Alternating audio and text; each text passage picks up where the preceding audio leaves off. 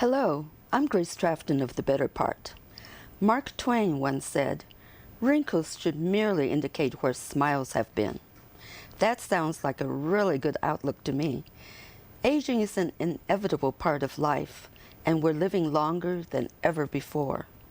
But becoming physically and mentally debilitated as we age is not inevitable. Stay tuned and hear what our guest has to say.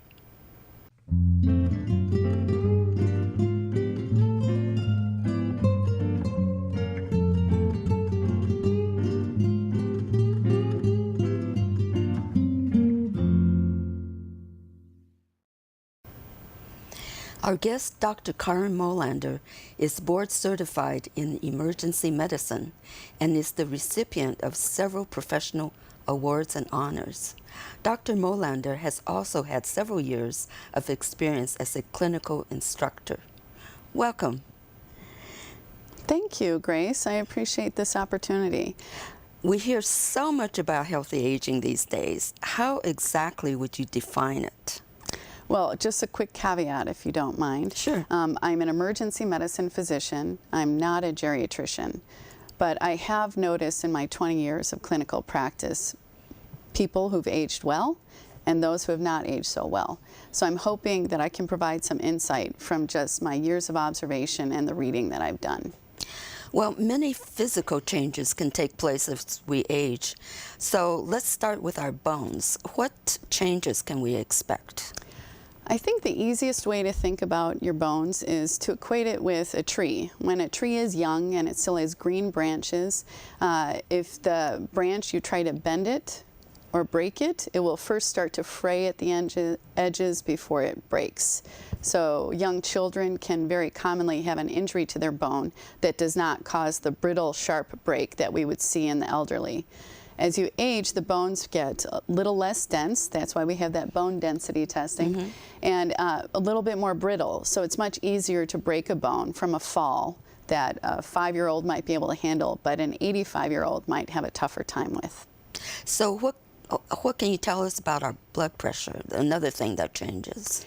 So the easiest way to think about blood pressure is to think about it as being part of a whole system called our circulatory system, including not only our arteries, which dictate our blood pressure, but also our veins and also the pump, or our heart.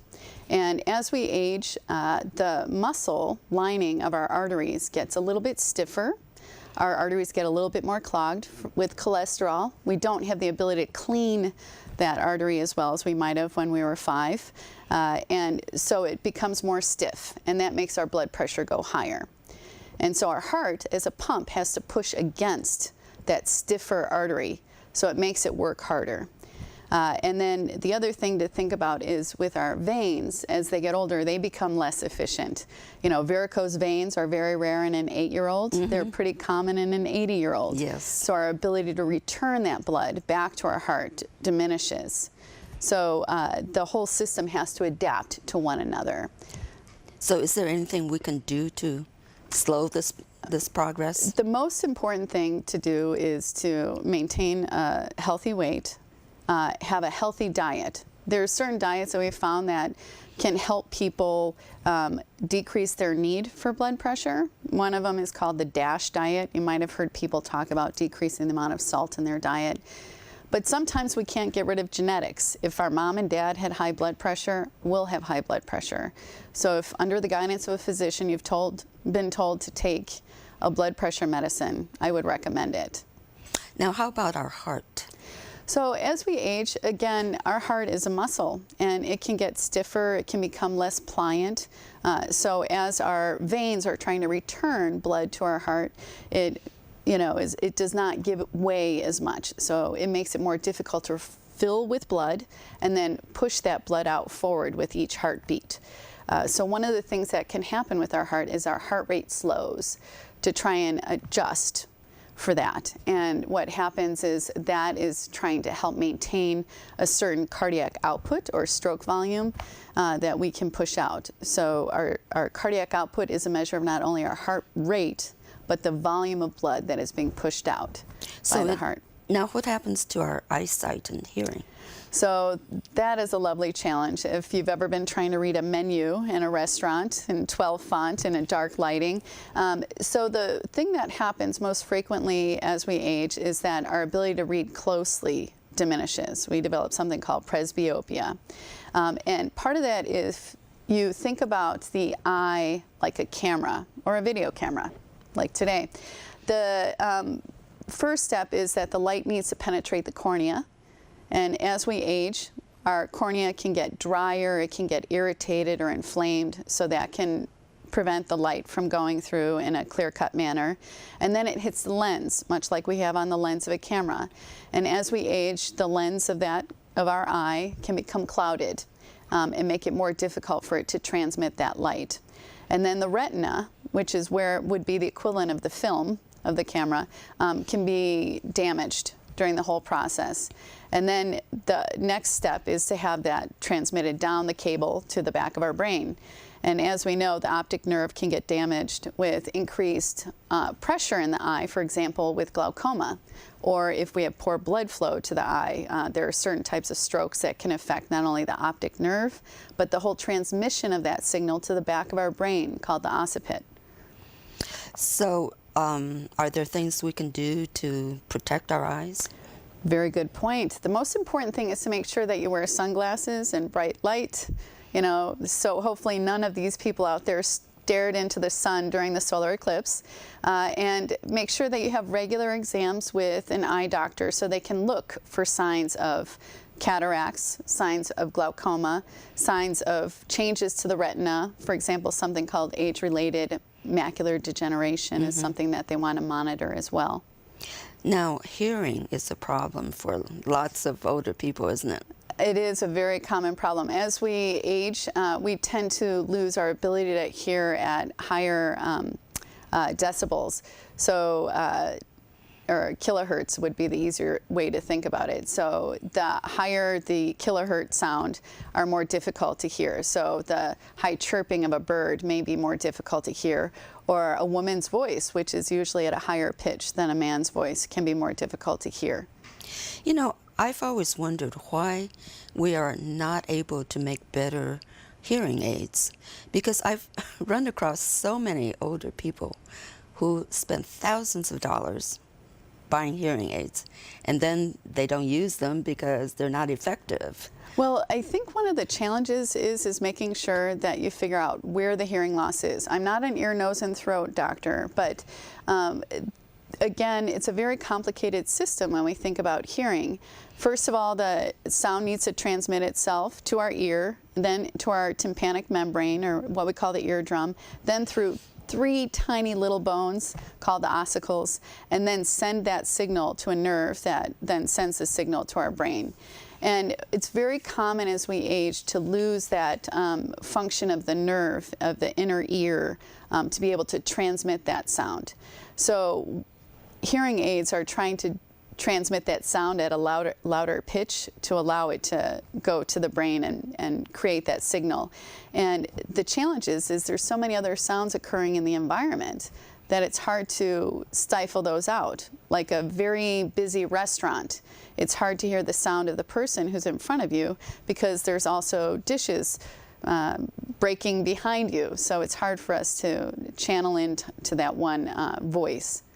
So the key is to find a really good audiologist, is that right? Exactly, that's very important. And also when you go to rock concerts, to wear earplugs, to try and avoid loud noises. That's really important because the more exposure you have to loud noise, the quicker that damage can result. There are plenty of famous rockers who have to wear hearing aids at this point in their life due to years of abuse on the road. Mm-hmm. Now, I know that there must be some changes to our brains too, is that right? Oh, there are so many changes to the brain that happen as we age. So we have gray matter, which is the neurons, and we have white matter, which are the axons that send the signal to various portions of our brain. And the gray matter tends to stop developing in our 20s, but then those connections between the gray matter continue to develop from age 20 to age 40. But after that, it goes through a period of what we call senescence, where there's not as much change believed to being happening. Again, we're learning new things about the brain every day, so the amount of research is incredible. But the other thing that also happens is we start to decrease the amount of neurotransmitters that we make. Some that you might have commonly heard of, serotonin is one, glutamate is another, GABA is another. So what can we do to keep our brains healthy? Use them. So you'll probably hear me say this a million times. If you don't use it, you lose it. So the more you challenge your brain to learn new things, to learn a new language, to expose yourself to crossword puzzles, Sudoku, interactions with others are the important thing. Things that are causing your brain to have to process something rather than passively consuming a television show, other than this one, of course. It is important to make sure that you stay actively involved. Now, we all know that we should eat a healthy diet, but just how important is it in our later years? It is absolutely critical because we produce less serotonin, we produce less glutamate, we produce less of our abilities to combat the natural assaults that our brains, our bodies deal with on a daily basis. We need to make sure that we have enough nutrients to help our bodies try and protect themselves. You might have heard people talk about free radicals. So oftentimes we have to make sure that we have enough vitamin E in our body, for example, and vitamin A in our body, and vitamin C to help combat those free radicals. And the best way to get it is in our natural diet. Even every wonderful pill that is out there cannot reproduce what we can find in nature. So the most important thing is to make sure that your diet has at least 2 vegetables per meal, which seems a lot for breakfast, but it's very important.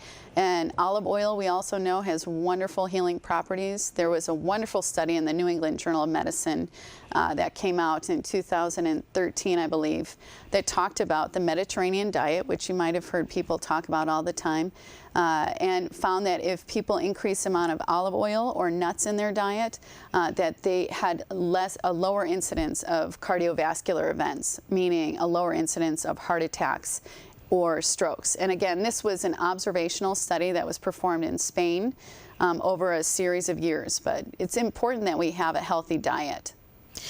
And you know, there's a lot of talk about the healthy diet, but convincing people to actually practice it is another. Well, that's a challenge because not only do we have changes in our bones and in our blood pressure, we have changes in our taste buds, and our sense of smell. So we don't appreciate the finer taste of foods sometimes. So we tend to oversalt our food a little bit more so that we can get that flavor from it. And it's also helpful to read labels, isn't it? Very much so. It's very important. Definitely avoiding high fructose corn syrup, trying to minimize the amount of sweets that you're exposed to. We do know that one of the processes that our body goes through, if you think about someone who's got type 2 diabetes, for example, they have less ability to control those spikes in the sugar in their bloodstream. And when they have those high spikes in their blood sugar in their bloodstream, they produce more breakdown byproducts that can cause problems with their arteries, problems with their nerves. So they start to lose feeling in their hands and in their feet. And if you lose sensation in your feet, then you can have problems with balance, which is a very critical thing that you need to keep under good control over most of your life to stay healthy. So let's talk about balance, because as we get older, it becomes an issue. I think that one of the interesting things about balance is that it involves so many different aspects of our body. So you need your eyesight to see where you're looking. You need your inner ear. And much like our hearing can diminish as we age, our inner ear can face other problems as well. It gives us our sense of movement even when our eyes are closed. So when my eyes are closed and I turn to the right or to the left, I know that my head is moving. If you've ever been on a very rocky boat while it's moving very fast, your inner ear is saying, we are moving a lot. Whereas your eyes are looking off to this nice horizon with a beautiful island off in the distance. And that confusing message that sends to our brain is telling us that we're motion sick. We're getting two different signals. So when the inner ear starts to have problems, for example, when people have something called vertigo, where again that signal is happening, it's giving you a sense of movement where maybe none is. So the inner ear is continuing to tell you that you're spinning when your eyes are telling you, I'm not spinning. So it duplicates that feeling of motion sickness. That can cause tremendous problems with balance. So people who have vertigo have a very challenging time trying to walk down a hallway, for example. And then you think about the changes that happen with your feet. You need your feet to be telling you where they are. So if they have problems with sensation in the bottom of the feet, they can't tell you, my foot's stepping out to the right, my foot stepping out to the left.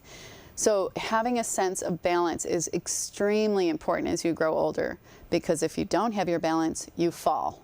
That's right. That's right. Yeah. You know, I didn't used to get motion sickness or seasickness, and within the last 5 or 6 years, that's happened to me when I was on a boat, and it never happened before. So that's part of my aging process, I guess. Well, if you think about it, it's pretty rare to find, you know, someone, a grandma with their young kid going to, you know, their grandson going off to ride a roller coaster that has a lot of spins.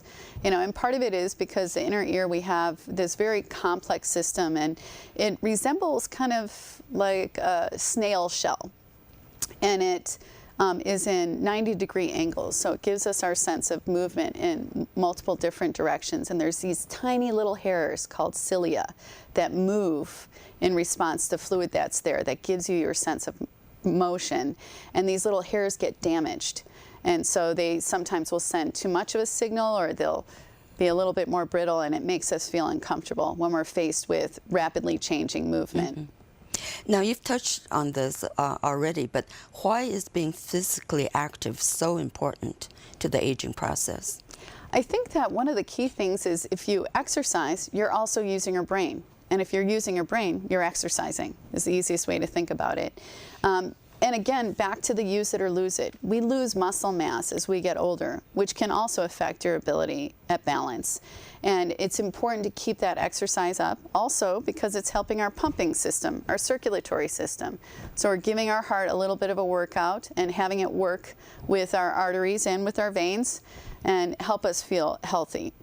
Now, we actually start losing our muscle mass in our 30s, is that right? It is. So it's much harder to maintain that muscle mass as we get older. So much like it's easier to lose weight when we're 18 or 20, it's much more difficult as you get older, as your metabolism slows. And what are some of the barriers to being active? Well, you know, what I've heard from some of my patients is that the social isolation that happens after retirement, that they feel less desire to go out, they have less social interaction, or they have a fear of falling. They also don't like the expense that can be involved with joining some clubs or some workout facilities. It seems like people will have almost any excuse not to exercise if they can. I think so. Yeah. Too many doctor's appointments. And also, people just say, I don't have the time. I think the important thing to realize is to make time. This is vital. Even if you're taking a few minutes out of every day. These days, we even can put an app on our phone that gives us 9-minute yoga exercises to do that can help you with your balance, help you with your muscle strength, you know, and help you with your breathing. All very important aspects to stay healthy as we age. And we can break up our exercise into like 10-minute segments. We don't have to do it in 30-minute increments. I'm not asking every 80-year-old to run a marathon. Okay? Good. I think the important thing is just getting out there and staying active. Yeah. Now, falls are a major cause of injury for older adults. I've read, in fact, that every 11 seconds, an older person is seen in an emergency department for a fall-related injury. What are some of the ways that we can prevent falls? It is very true. 1 out of every 3 patients over age 65 comes in with a fall. And the most frustrating thing is that about 30% will have moderate to severe injury, and about 95% of hip fractures are from falls. So one of the key things to try and prevent falls from occurring is to make sure your home is safe, make sure that you have well-lit areas, make sure that you have bars in your shower if you need them, make sure you have rugs that have non-slip surfaces so that they're not going to cause problems. Make sure that there's no loose bricks in your walkway. I think the other key thing that I'm going to just reiterate once again is that sense of balance, is practicing balance. That's something that I should be doing at my age. People should be doing it in their 20s. People should be doing it in their 60s, because that is something that's really important to work on. And also to keep your muscles strong. Exactly, exactly. Because weak muscles, I think, is one of the primary causes of falls, right? Well, weak muscles, again, with changes in simple things like the medications that you take that might make you more sleepy than usual, not getting enough rest at night, again, your sense of eyesight, not seeing that little bump in the road in the dark, also having that sense of changing position with vertigo that can happen, and the proprioception, the feeling on the bottom of your feet. All of those are very important issues. Now, how about our mental and emotional health? Those are critical. They change quite a bit as we age, and I think one of the key things is to realize that there's risk factors for issues as you age. Like there's a risk factor for depression, but that doesn't mean that as you age that you will get depressed. So depression isn't really a normal part of aging, is it? It is not a normal part of aging. It is a risk factor. It does increase as we age. And part of that might be due to less social contacts, a lower amount of serotonin, for example, being produced in your brain, or the neuronal connections being slightly changed. Stroke can sometimes lead to depression. Illness can lead to depression, just again because of the pain that someone might be dealing with or the social isolation. How about changes in our memory as we age? Oh, what were you saying again? No, I'm just kidding. So the memory does change as we age. There's normal age-related memory changes that'll happen, like trying to remember where I put my set of keys. But there's other issues that can be a sign that something more serious is going on. For someone who, for example, can't pay a check, and you know they can't write out their bills anymore. That is something that can be concerning. Or people who get lost on the way home, a very traditional route that they took. So the key thing is, in terms of keeping your memory fresh, again, is if you don't use it, you lose it. So making sure that you have those social interactions, sharing stories with your grandkids and other people around you, trying an alternative route home from the grocery store, just to make yourself, challenge yourself a little bit more. Learn new languages. Yes, definitely. That would be phenomenal. Or taking a class at the local community college would be important. Now, you had touched upon this before, but people face social isolation as they get older. And so tell us again, how important is it to stay socially connected? Social connections are vital.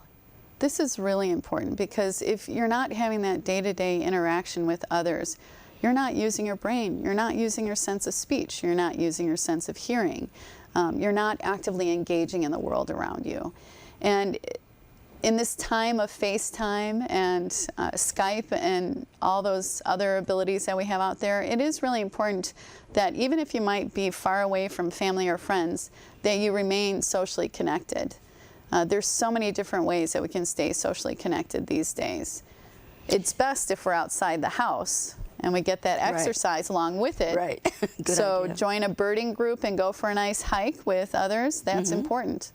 Now, as an emergency room doctor, what conditions have you seen in older adults that you think could have been prevented by living a healthier lifestyle? Oh, the most common is emphysema or COPD from a lifetime of smoking. Well, I wouldn't say that's the most common, but that's one of the most common. That's just unfortunate because we do know that smoking puts you at increased risk of dementia, increased risk of cancer, increased risk of heart attacks, increased risk of strokes. And it's really sad to see someone who is having their last breath. Yes, I from bet COPD. It must be. And I think the other key thing is people not having those social interactions and becoming more fearful and not taking advantage of the incredible resources we have around here to enable them to stay active, to help them prevent falls. Mm-hmm. Now, do you have any additional last words on methods of preserving function and slowing our decline? I think the key thing is balance. So a simple thing that you can do is while you're brushing your teeth, stand on one foot. Ah, good idea. And then switch and stand on the other foot. Another exercise similar to that is the sumo wrestler or the rock the boat, where you lean on one foot for a time period, trying to put all your weight on it and extend the other foot out. And then again to the right side. Another thing is to act like a tightrope walker with your arms out and your heel to toe in front of you. All of these, of course, under the guidance of someone making sure that you're safe, not on top of a slippery rug. Right. Make sure that you have something you can hold on to if need be. And the other thing that's helpful is when you wake up in the morning is to make sure that you go through some nice deep breathing exercises to get yourself prepared for the day. Andrew Weil is part of the healthy aging movement. He has some wonderful books that goes through a few of these topics, to say the least, including good diet, including breathing, including yoga, meditation, and doing deep breathing exercises is one of the things that can help you start off your day. And one of them that he describes is taking in a breath for a count of 7, holding it for a count of 3, and then blowing out with your tongue on the roof of your mouth. And just doing that for 5 breaths in the morning as you wake up. Also doing gentle stretching exercises even before you've gotten out of bed, trying to bring that leg up to your chest and stretch your lower back out. Slowly letting yourself wake up before you actually get out of bed. Those are really, really good points to remember. In fact, I'm going to start doing that right now.